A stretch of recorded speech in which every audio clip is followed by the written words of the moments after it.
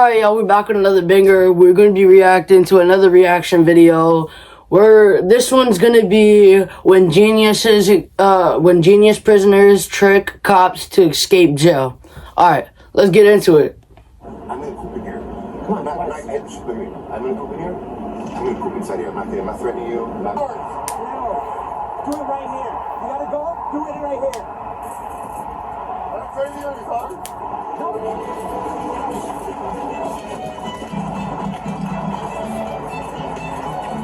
This was the moment a prisoner tricked the police to escape prison, and it's just one of many similar cases, starting with the most insane prisoner escape you'll see on the internet. On July 15th, 2023, holy shit, to multiple reports of a suspicious individual lurking around residents' backyards. What they were unaware of is that this individual was not only highly dangerous, but also adept at deception. You went out for a jog? Hey, jog all the time, yeah. Dressed like that?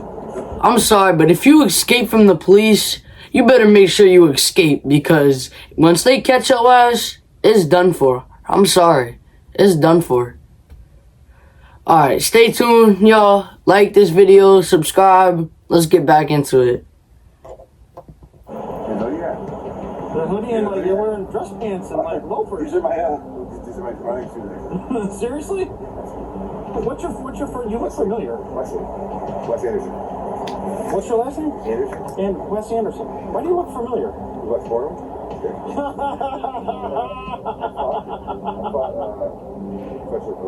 Do you have a warrant?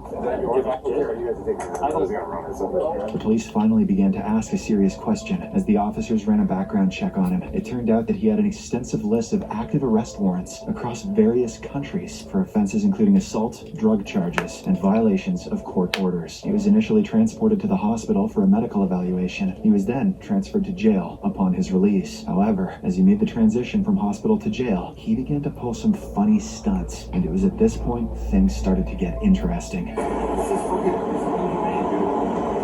This dude is taking a shit, or trying to take a shit. What the fuck? No, don't. He is butt ass naked.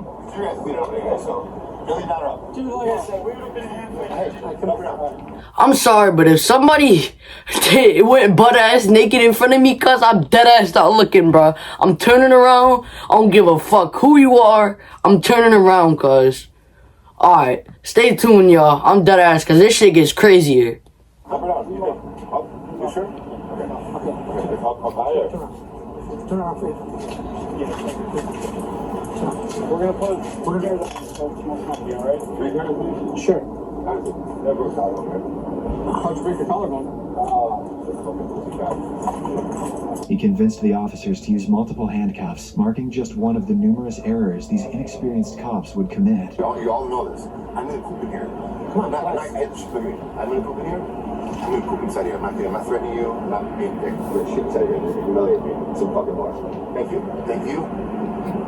Thank you. Thank you. No reason to humiliate you. Let's go. No reason to humiliate you. Let's see. Ready? Can you help me? As he was being transported to jail in the police patrol car, the suspect maneuvered his handcuffs to the front and threatened to use the vehicle as a restroom, compelling the officers to make an emergency stop on a busy expressway. Unknown to them at the time, this was all orchestrated as part of the suspect's plan to escape. What's wrong? Why are you trying to put your hands in the front? Stop it, man. Listen, can you go to my station and get us in a minute? Northbound 294. He is trying to escape on a highway where police state troopers be. Like, are you stupid?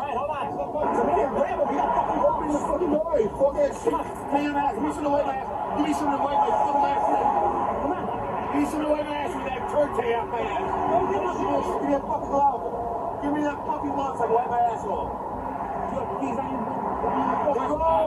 Hold on. Here.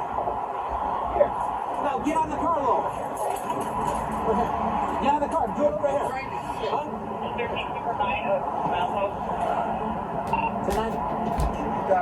His plan seemed to be working as the officers parked on a busy expressway, permitting him to relieve himself. But it didn't stop there. You good? You good? the shit. Let me see the shit. Clean the shit out. Right? I ain't cleaning this shit out. Bro, I don't want to do it. Okay, chill out this one. Come on. Clean. Just chill out, okay? Chill out, man. Okay, chill out. Give me the handcuffs. Get too much. You ready? Just stand back.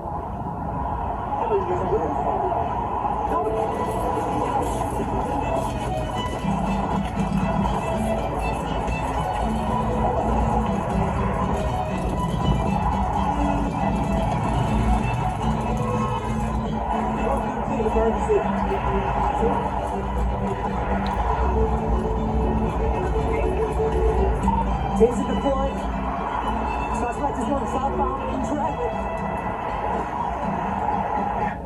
Oh, he just carjacked somebody in a maroon GMC van. He could definitely run as fast as he talks. With handcuffs still on, he outran the pursuing officers, leaving them to play catch-up. Now, the two officers... He just ran away and jacked somebody's car? What? Are you dumb? In front of the cops, you jacked somebody's car. Now they know exactly what car you jacked. They know exactly what you look like. This dude is fucking dumb. Officers had to meet with their superior and explain what happened.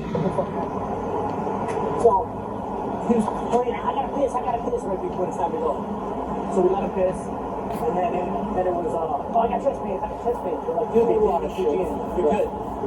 So, then it was, doctor's computer, she must PG while you're sitting in the chair. The officer then turned off the body cam. Meanwhile, the suspect, who had carjacked a commuter's vehicle, later abandoned the stolen red van, and then carjacked a Camaro. This decision would ultimately seal his fate. The suspect proceeded to drive from Illinois all the way to Wisconsin. Police soon spotted him.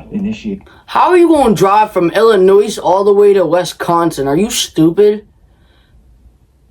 All they gotta do is one phone call away. They gotta call the police station in Wisconsin and tell them, oh, we have a runaway on the loose right now. He carjacked a Camaro, a blue Camaro. Are you stupid?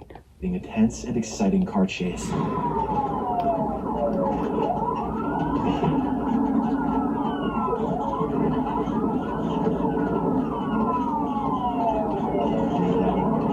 He seemed to be having fun as he effortlessly evaded the spikes and booby traps set by the officers. However, after some time, the car began to slow down, not because he was giving up, but unknown to him, the car was equipped with an OnStar feature, allowing it to be remotely deactivated. This deactivation ensured Wesley's inevitable apprehension.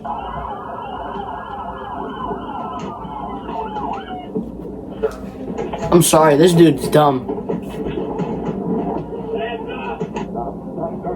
Stop it. If you reach for anything, you understand. All right. Let me see your other hand. Let's see your hand. Okay. Somebody got a scissors. We can cut that belt and yank him out.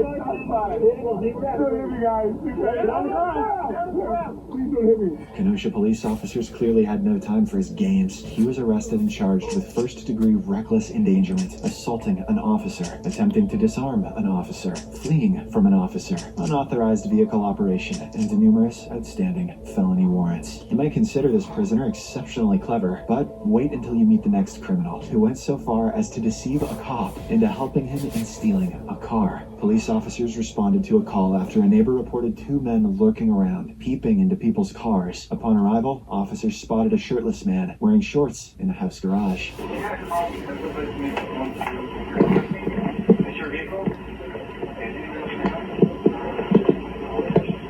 Maintaining near-perfect composure, he swiftly removed his shirt upon spotting the cops, portraying the scene as if he was the homeowner and had been awakened from sleep by the officers, and the officer's subsequent request would further assist him in executing his plan. Take a look at the truck and see if do you know, okay, doors are open. Mistakenly convinced that the criminal was the homeowner, they requested him to inspect his truck for any missing items. The truck turned out not to be locked this whole time, so he effortlessly opened the truck door without keys. Furthermore, when the officer requested identification, it only served to further work in his favor. Do you have some ID on you? Okay. He made a run for it while the officer assumed he had gone indoors to retrieve his ID. After waiting for some time, they realized the man was the criminal they were searching for, and he had successfully fled. Later, once the officers had cleared the scene, the same suspect returned and stole the unlocked truck, managing to escape once again. If you're enjoying the video so far, please don't forget to like and subscribe. It's difficult to determine whether the prisoner was too smart or if the cops were simply too naive. However, the next prisoner is undeniably a genius, as there was no way the cop could tell that he's a prisoner. What is, we got an escapee. Oh, shit. I promise you I'm not no damn prison escapee. You'd have done wrong by now. You know that yourself. You'd have done wrong by now. On May 4th, 2006, the entire Pollock area was placed on lockdown by the police following the escape of a convicted felon, Richard Lee McNair, who had previously managed to escape twice. He was spotted by an officer, a moment that would typically signify the end of an escape. But watch how this remarkably smart inmate convinced the cop to let him go. You live around here, bud? No. Where do you live at? Down the road by Pineville. Bible? Uh-huh. Okay. Do you have any form of identification on you? What's your name? Robert Jones. Robert Jones? Uh-huh. Why am I supposed to be on the tracks? No, that's not the problem right now. What's your address? I don't have an address. I'm at the hotel. We're working on houses and stuff like that. Roofing. Roofing? Yep. Okay. For my brother. All right. What is, we got an escapee. Oh, shit. Where from? Prison. From the prison here? Yeah. All right. The suspect provided the officer with the name Robert Jones, a detail that would prove significant later in their interaction. The officer proceeded to radio dispatch to obtain a description of the escapee, aiming to confirm whether he wasn't... I'm not gonna lie, this dude is smart. He lied about his name and he just played it off so cool. He said, my name is Robert Jones. Like, I'm sorry, but that cop had to be dumb as hell. But the inmate, he's smart. I'm not gonna lie, he's smart. A huge mistake. Hey, this call. Subject wear glasses? Nothing but glasses. Can you find out? I'm out with a white male on the tracks at Gilly Williams. Where about?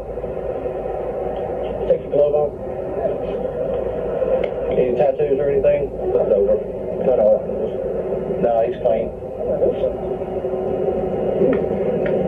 Years old. How old is your guy? You're how old? 50.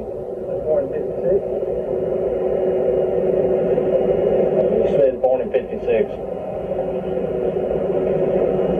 58.